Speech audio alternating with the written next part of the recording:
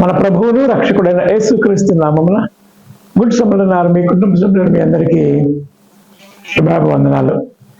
దేవుని యొక్క మహాకృపను బట్టి గతించిన నెలంతా దేవుడు తన కృపలో మనందరినీ కాపాడి సంరక్షించి మన బ్రతుకులో మరి యొక్క నెలలోనికి ప్రవేశపెట్టి అలానే మొదటి వారంలోనికి జూలై నెల మొదటి వారంలోనికి ప్రవేశపెట్టి ఆయన సన్నిధిలో ఆయన నామాన్ని కనపరిచేవారిగా, స్తుతించేవారిగా, ఆరాధించేవారిగా దేవుని యొక్క వాక్యంతో మన జీవితాలను మరొకసారి సరిచేసుకోవడానికి దేవతి దేవుడు మనకు అనుగ్రహించినటువంటి యొక్క కృపను బట్టి మనమందరం కూడా దేవునికి వందనములు, స్తుతులు, స్తోత్రాలు చెల్లించవలసిన వారమై ఉన్నాము.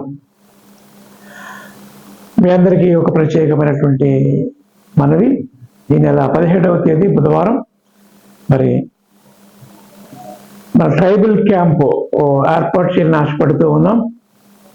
మరి ట్రైబల్ క్యాంపులో యథావిధిగా అక్కడ ఉన్నటువంటి ట్రైబల్ ప్రజలకు నూతన వస్త్రాలు, వాక్య పరిచర్య, భోజనాలు ఏర్పాటు, అక్కడ ఉన్నటువంటి సేవకులకు ఆర్థిక సహాయము, ఇవన్నీ కూడా చేయవలసినటువంటి అవసరం ఉన్నది.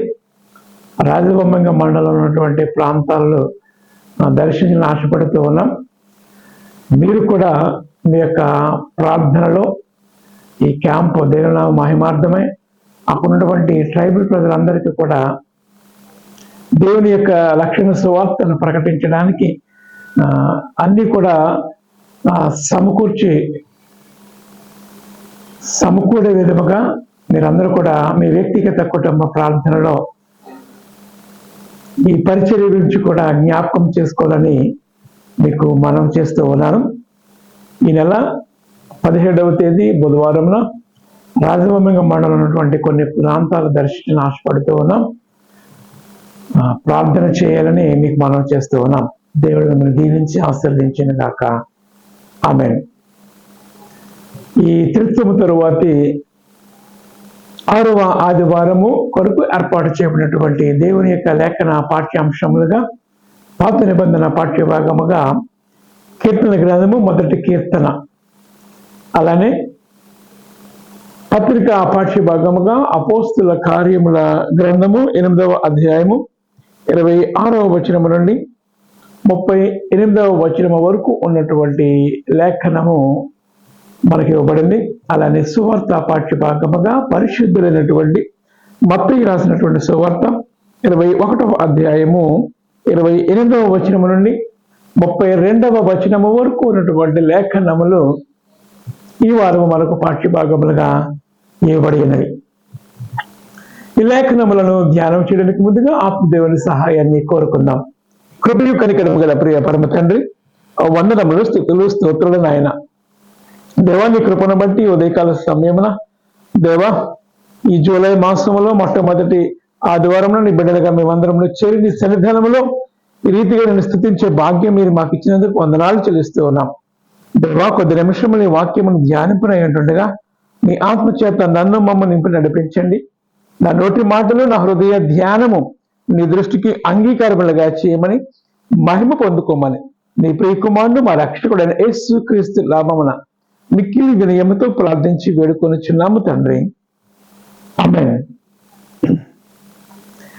ఈ త్రిత్వం తరువాతి 6వ ఆదివారం కొరకు ఏర్పాటు చేయబడినటువంటి దేవుని యొక్క లేఖనములను మనము ఆలోచన చేస్తూ ఉన్నప్పుడు మనకు ఇవ్వబడినటువంటి ఈ పాత నిబంధన పాఠ్య భాగము ఏదైతే ఉన్నదో ఈ కీర్తన గ్రంథము చాలా ప్రాముఖ్యమైనటువంటి విషయాలు మనకు తెలియజేస్తుంది.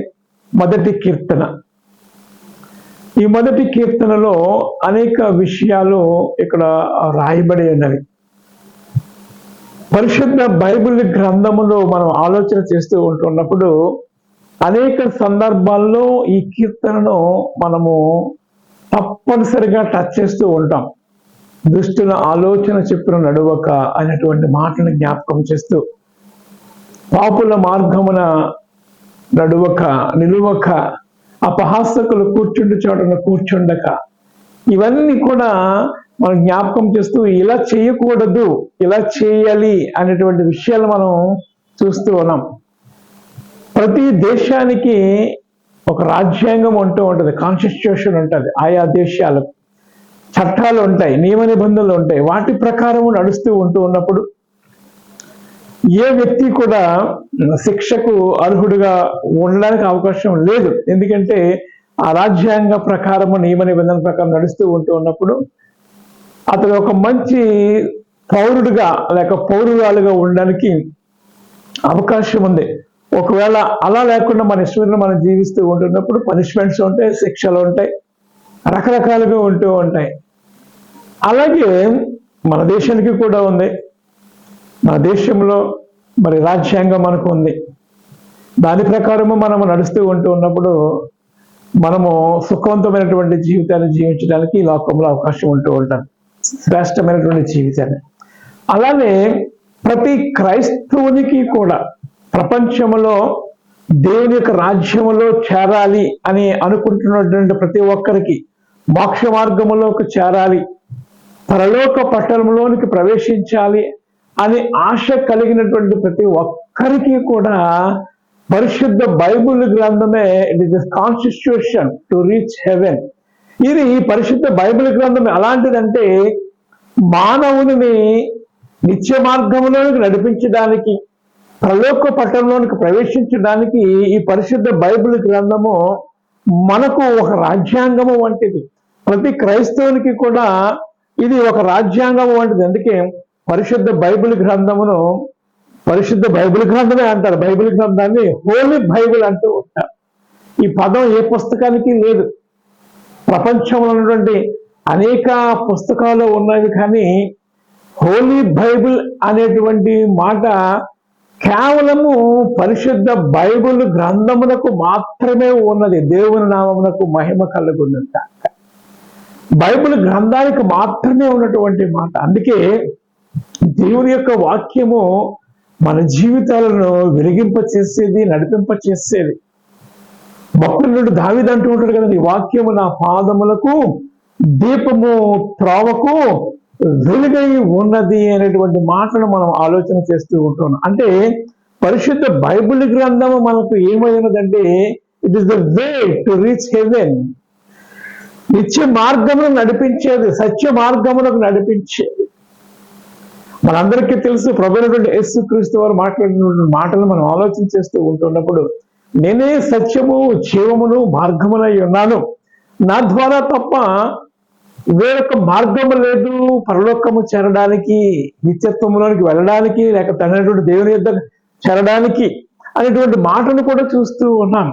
అంటే పరిశుద్ధ బైబిల్ గ్రంథం యొక్క ప్రాముఖ్యతను, యేసుక్రీస్తు యొక్క మాటల యొక్క ప్రాముఖ్యతను మనం ఆలోచన చేస్తూ ఉన్నప్పుడు ఈ మాటలు మనం ఆలోచన చేయవలసినటువంటి అవసరత ఉన్నది. అంటే ప్రతి వ్యక్తికి కూడా పరిశుద్ధ బైబిల్ గ్రంథమును ఎవరైతే పఠిస్తూ ఉంటారో, పరిశుద్ధ బైబిల్ గ్రంథం ప్రకారం ఎవరైతే జీవిస్తూ ఉంటారో వారు మాత్రమే దేవుని యొక్క రాజ్యములోనికి ఉండడానికి అర్హులుగా ఉంటారు. దేవుని యొక్క రాజ్యంలోనికి చేరాలి అంటే మనము కొన్ని నియమ నిబంధనలు కలిగి ఉండాలి. ఏమిటా నియమ నిబంధనలు అంటే పరిశుద్ధ బైబిల్ గ్రంథమే మనకు ప్రామాణికము.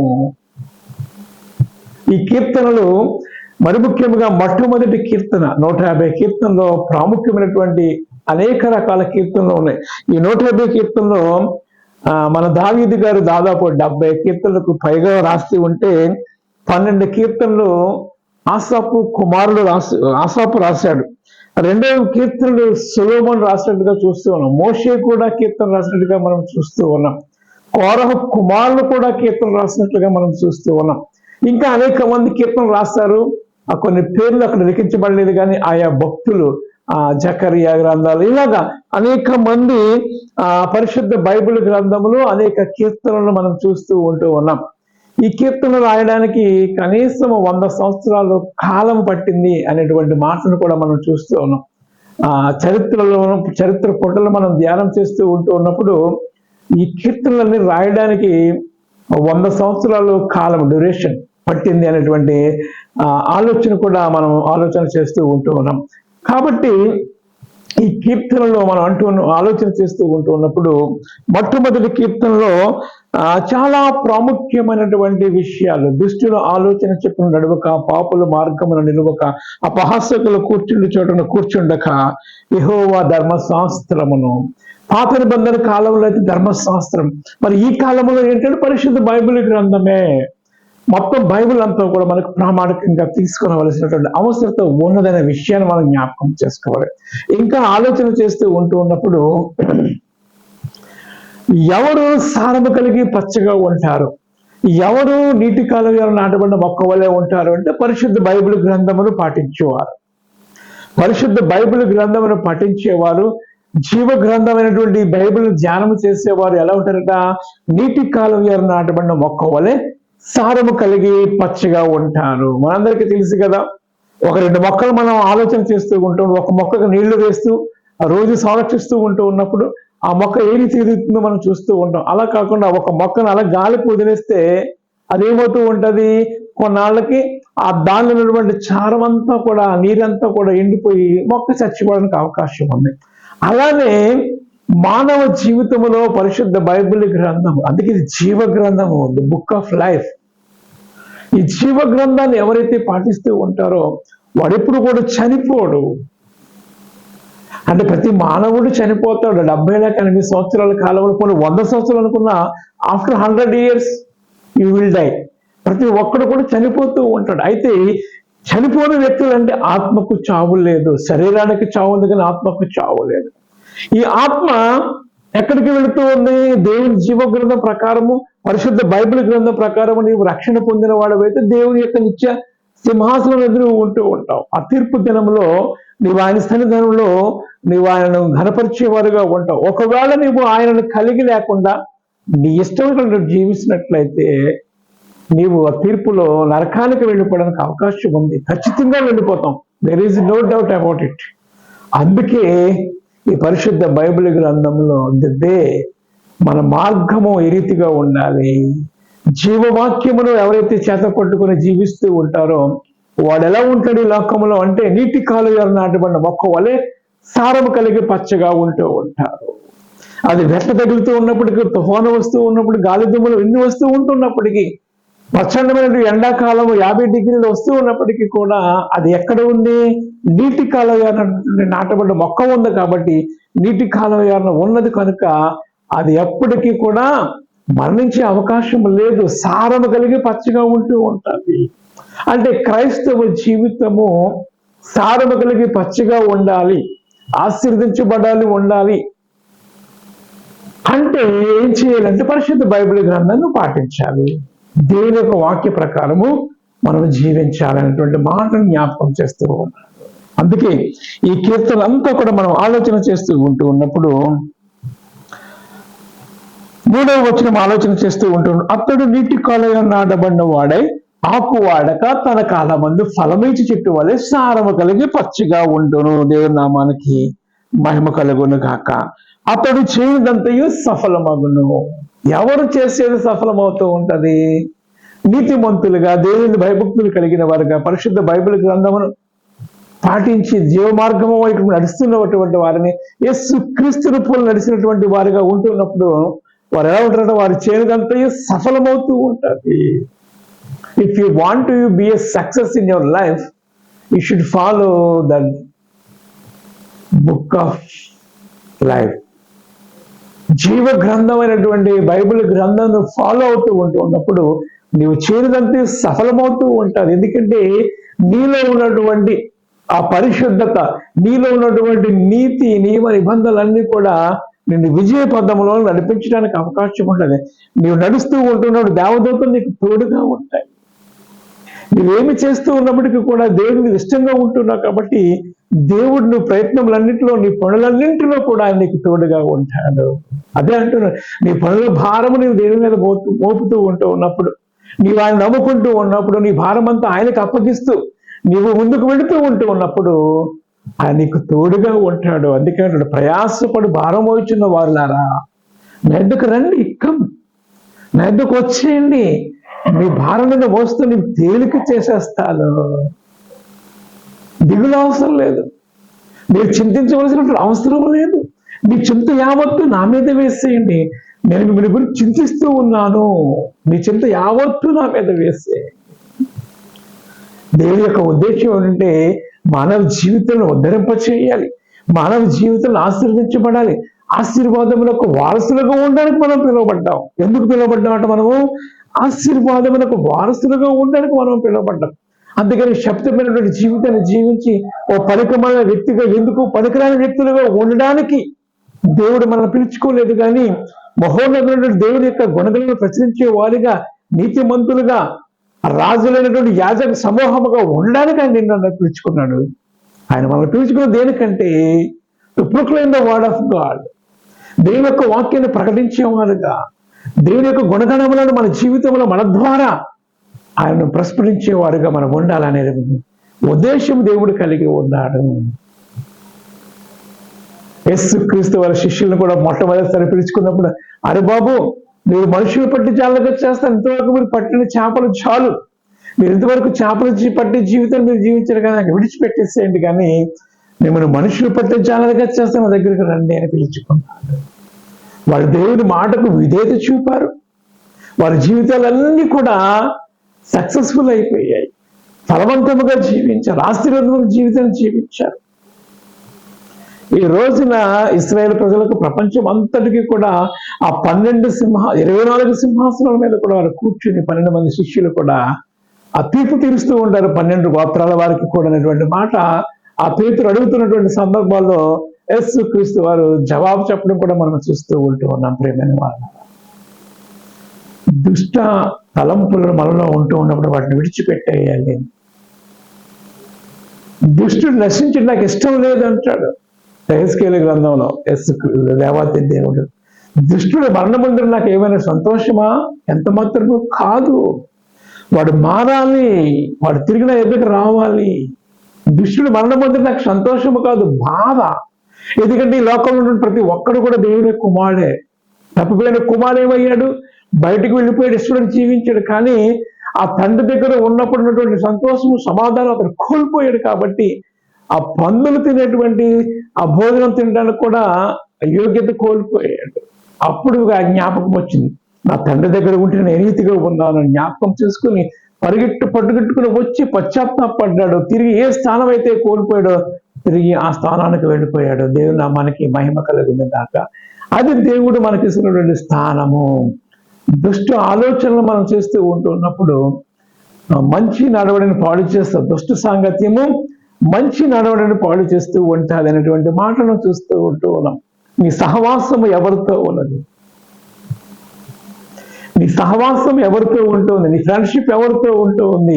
6 నెలలు సహవాసం చేస్తే వాడు వీడైపోతూ ఉంటున్నటువంటి మాటలు చూస్తూ ఉన్నాం కదా ప్రియమైన వాళ్ళు.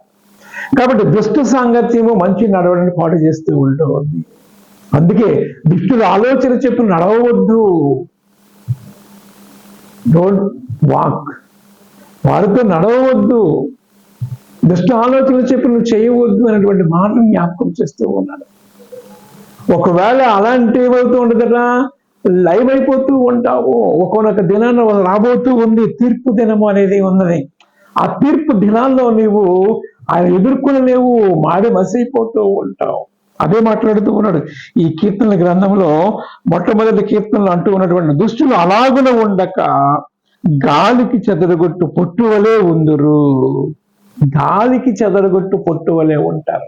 మనందరికీ తెలుసు, మనందరం పల్లెటూరు నుంచి వచ్చేవారు కాబట్టి వరి నాట్లు అయిపోయిన తర్వాత, పంట కోసిన తర్వాత, దుక్కు దున్నిన తర్వాత, అన్నీ అయిన తర్వాత కళ్ళను వేస్తూ ఉంటూ ఉంటారు.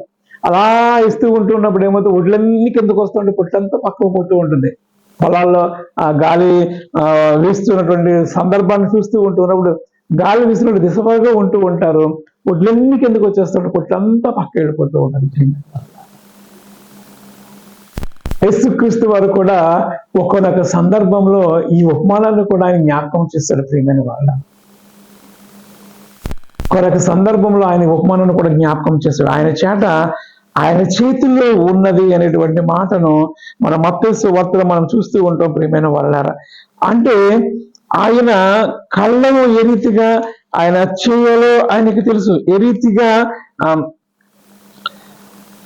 మనము ఉండాలో ఆయనకు తెలుసు కాబట్టి ఆయన మనకి హెచ్చరిక ఇస్తూ ఉన్నాడు. ప్రియమైన వాళ్ళారా, ఆయన చేత ఆయన చేతిలో ఉన్నదనేటువంటి మాటను పరిశీలించినటువంటి మత్తయి రాసినటువంటి సువార్త 13వ అధ్యాయము 12వ వచనం అంటాడు, ఆయన చేత ఆయన చేతుల్లో ఉన్నది, ఆయన తన కళ్ళమును బాగుగా శుభ్రము చేసి గోధుమలను కొట్టులో పోసి ఆరని అగ్నితో పొట్టును కాల్చివేనని వారితో చెప్పాను.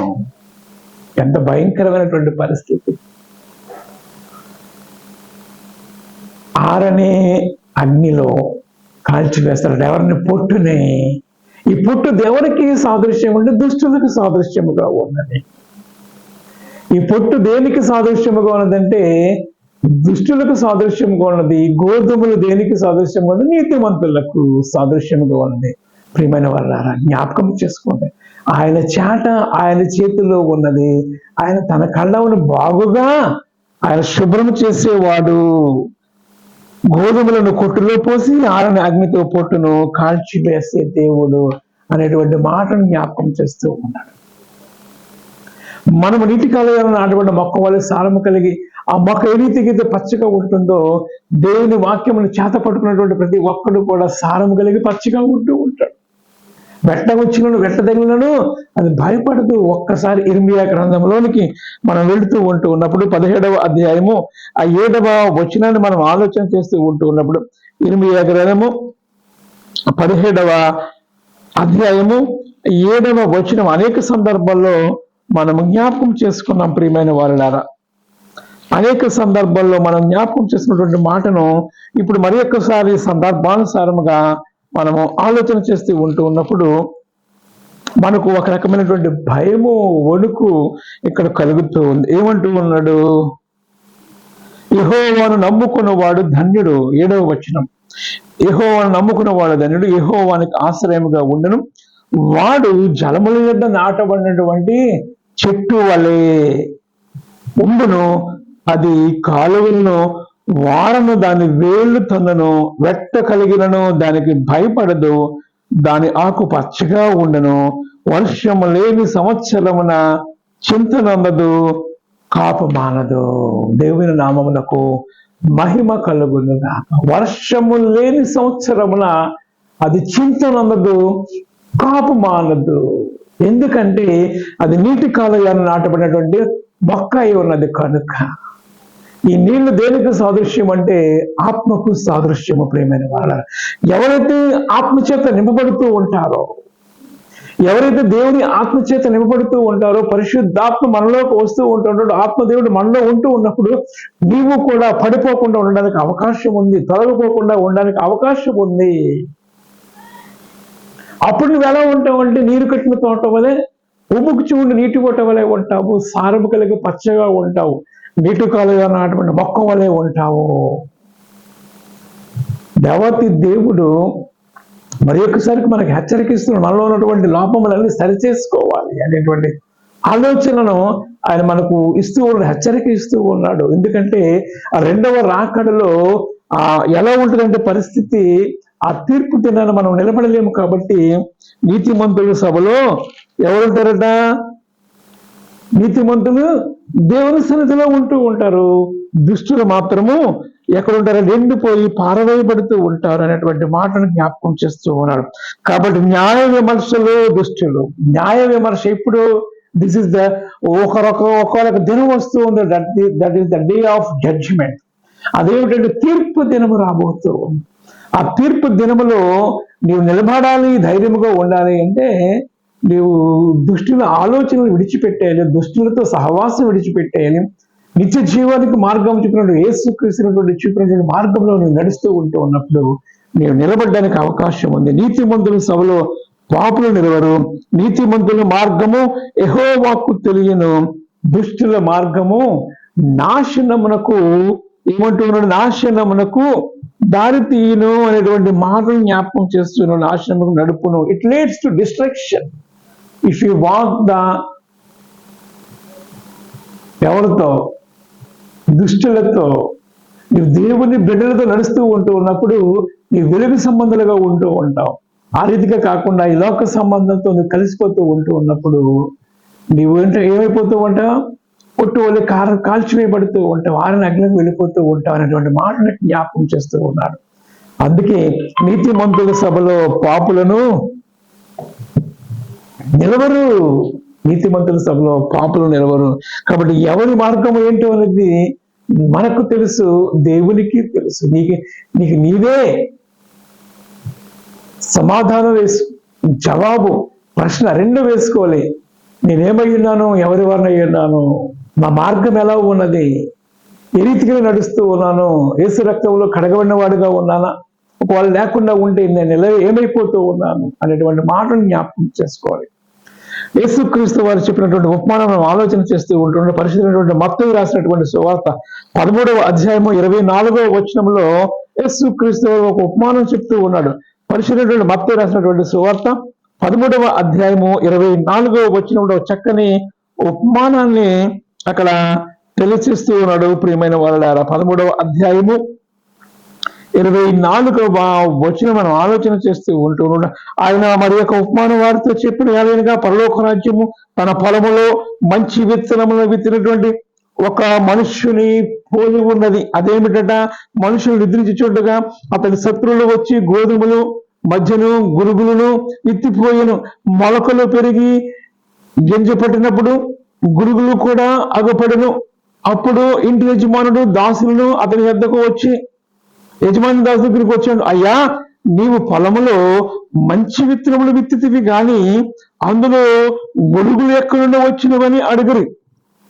ఇది శత్రువు చేసిన పని అని అతను వాళ్ళతో చెప్పగా ఆ దాసులు ఏమన్నారంటే, మేము వెళ్ళి వాటిని పెరికి వేయడానికి నీకు ఇష్టమేనా, పీకేయడం నీకు ఇష్టమేనా, కలుపు మొక్కలు లేక ఆ గురుగుల అనేటువంటి మాటలు చూస్తూ ఉంటున్నప్పుడు అందుకు ఏమంటున్నాడు అంటే, అని ఏమంటున్నాడు, అందుకు అతడు వద్దు వద్దు, గురుగులను పెరుగుచూ ఉండగా వాటితో కూడా ఒకవేళ గోధుమలను కూడా పెళ్లిగించిపోయే అవకాశం ఉంది సుమా.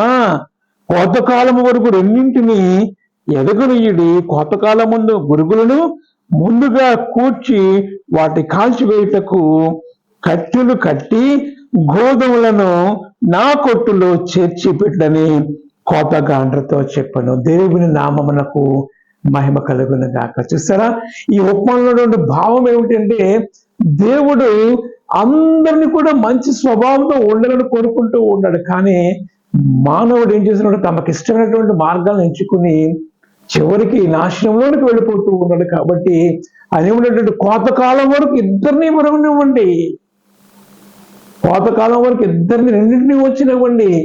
ముందుగా నేనేం చేస్తానంటే గోధుమలు కోస్తూ ఉంటాను, అవన్నీ పక్కన పెట్టేసి నా కుట్టులో వేసుకున్న తర్వాత పొట్టులంతటిని కూడా నేనేం చేస్తాను, లయపరుస్తూ ఉంటాను. అందుకు అతను వద్దు, గురుగులను పెరుగుచూ ఉండగా వాటితో కూడా ఒకవేళ గోధుమలు కూడా పెరిగించేస్తామేమో, కాబట్టి అలా ఉంచండి ఉంచండి అనేటువంటి మాట.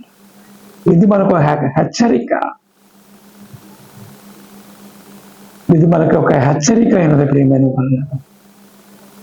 కాబట్టి ఉదయకాల సమయంలో దేవుడు మనతో మాట్లాడుతూ ఉన్నాడు. ప్రకటన గ్రంథం 2వ అధ్యాయము 14వ వచనం 16వ వచనం వరకు, అభ్యంతరాలను నీలో నుండి ఇవన్నీ తీసేసుకో, నికోదేతుల బోధన, ఈ లోక సంబంధమైన బోధనన్ని విడిచిపెట్టేసాయి, ఇవన్నీ విడిచిపెట్టిన దగ్గరకు వచ్చేసాయి, నా దగ్గరకు వచ్చేసాయి. నీకు కలిగిన దాన్ని గట్టిగా పట్టుకో, నీకు కలిగినది గట్టిగా పట్టుకో. దృష్టిలో అలాగే ఉండనివ్వండి, వాళ్ళ ఇష్టమైనట్టు ఉండనివ్వండి. హెచ్చరికిస్తూ ఉన్నాడు, నేను త్వరగా వస్తూ ఉన్నాను, అన్యాయం చేయవాడు అన్యాయం చేయాలి ఇంకానే ఉండనివ్వండి, నీతిమంతులు ఇంకనూ నీతిమంతులుగా ఉండండి, ఎవరి క్రియలు చెప్పున వారికి నేను ప్రతిఫలం ఇవ్వడానికి నేను వేగముగా రాబోతూ ఉన్నాను, ఐఎమ్ కమింగ్, నేను శీఘ్రముగా రాగబోతూ ఉన్నాను అనేటువంటి మాటను ఆయన మాట్లాడుతూ ఉన్నాడు ఈ ఉదయకాల సమయంలో. ప్రియమైన వాళ్ళ, ఆత్మచేత నింపబడినటువంటి వ్యక్తులను దేవుడు వాడుకున్నాడు. ఫిలిప్పు ఆత్మచేత నింపబడ్డాడు, ఆ రక్షణ సువార్తను ప్రకటించి ఆ నపుంసకునికి బాప్తిసం ఇచ్చినటువంటి వ్యక్తిగా మనం చూస్తూ ఉన్నాం. ప్రియమైన వాళ్ళ, ఈ సువార్త పాఠంలో ఒకడు దేవుడి మాట విన్నాడు, తండ్రి మాట విన్నాడు, రెండవ వాడు వినలేదు, మనసు మార్చుకుని తిరిగి వచ్చారు. మనము కూడా మనసు మార్చుకుని తిరిగి దేవుని వైపు వచ్చేవారుగా ఉండాలి. సమయం సరిపోలేదు ఈ 2 సువార్త పత్రిక కూడా వివరించడానికి. ఇది ఏమైనప్పటికీ కూడా దేవుడు మనందరితో మాట్లాడుతున్నాడు.